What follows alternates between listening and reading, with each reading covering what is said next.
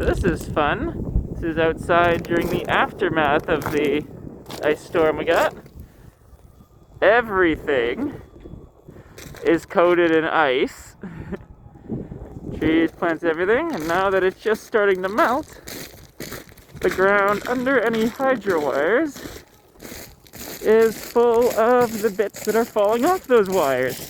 So, all of these chunks right here from that.